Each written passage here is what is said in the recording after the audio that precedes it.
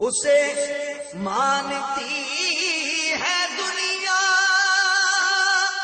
اسے ڈھونڈتی ہے منزل، اسے ڈھونڈتی ہے منزل، رہے عشق مصطفیٰ پہ جو غلام چل رہا ہے۔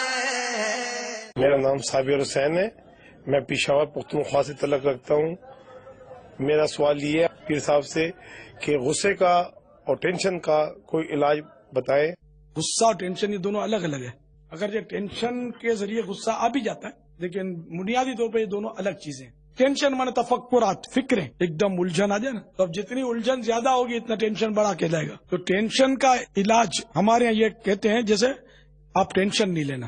دیکھو آپ ٹینشن نہیں لینا، ٹینشن نہیں لینا کہنے سے ٹینشن کم تو ہوتا ہی نہیں ہے۔ ٹینشن جو ہے یہ رسکی ہوتا ہے، بعض اوقات اتنا ہائی ٹینشن آتا ہے آدمی کو کہ اس کا بلڈ پریشر ہائی ہو جاتا ہے، بعض اوقات برین ہیمریج ہو جاتا ہے، نس پھٹ سکتی ہے دماغ کی۔ ٹینشن سے اور کئی بیماریاں ہو سکتی ہیں، اور غصہ ٹینشن یہ دونوں خطرناک ہیں۔ شروع میں زوردار اس کا وار ہوتا ہے، پھر آٹومیٹک خود بخود کم ہو جاتا ہے ٹینشن۔ جیسے جس کے یہاں موت آتی ہے، کسی کی ماں فوت ہو گئی، ابو فوت ہو گئے، تو وہ روتا ہے، وہ بہت غمگین ہوتا ہے، ٹینشن میں ہوتا ہے، لیکن آہستہ آہستہ پھر وہ ہنستا بھی ہے، مسکراتا بھی ہے، کھاتا بھی ہے، ٹینشن اس کا ختم ہو جاتا ہے۔ تو عارضی ہوتا ہے ٹینشن، چاہے کیسا بھی ہو۔ تو یہ کہ ٹینشن مت لینا، یہ نفسیاتی طور پر آدمی بولتا ہے لیکن خوش کرنے کے لیے اگلے کو ٹینشن جاتا ہے۔ جیسے اسی طرح بولتے ہیں تھوڑا آرام بھی کیا کرو، بہت بھاگ دوڑ کرتے ہیں آپ، تو اس سے کیا اگلے کو اچھا لگتا ہے، کیونکہ یہ در پردہ اس کی تعریف ہے۔ تو اب یہ ٹینشن کا علاج یہ ہے کہ ٹینشن کا رخ بدل دے۔ مثال کے طور پر کسی نے 4 آدمیوں کے سامنے آپ کو ڈانٹ دیا، سب ٹینشن آئے گا، میری بے عزتی ہوئی، مجھے ذلیل کر دیا اس نے۔ غصہ اور ٹینشن دونوں ہے ساتھ میں۔ اب ایسے موقع پر ٹینشن جائے کیسے؟ تو اب یہ ہے بڑا مشکل کام، لیکن اللہ جس کو یہ توفیق بخشے تو وہ یہ علاج کر سکے کہ اس ٹینشن کا رخ یہ آخرت کی طرف منتقل کرے، اور یہ سوچے کہ میری اتنی کارستانیاں ہیں، گناہ ہیں، نافرمانیاں ہیں، اگر مجھے میرے رب نے برسر محشر ڈانٹ پلائی تو میں کیا کروں؟ عذاب اپنی جگہ پر ہے، عتاب بھی کم نہیں ہے، ناراضی اللہ تعالیٰ کی۔ غصے کا علاج یہ ہے کہ جب غصہ آئے تو اعوذ باللہ من الشیطان الرجیم پڑھ لے، اور جہاں جس پر غصہ آ رہا ہے وہاں سے ہٹ جائے۔ غصہ آئے تو چپ ہو جائے، بولے نہیں، کہ بولے گا تو پھر اوٹ پٹانگ بولے گا اور کئی گناہوں میں جا پڑے گا۔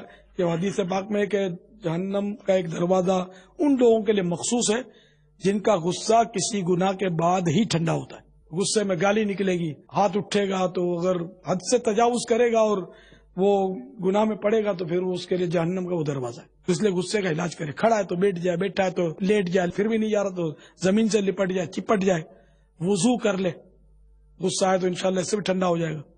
اس طرح غصے کا علاج کرے، اور الحمدللہ مکتبۃ المدینہ نے ایک رسالہ شائع کیا، اس کا نام ہی غصے کا علاج ہے، اس کو دیکھ لیں انشاءاللہ اس میں بہت علاج مل جائیں گے۔ اسے مانتی ہے دنیا،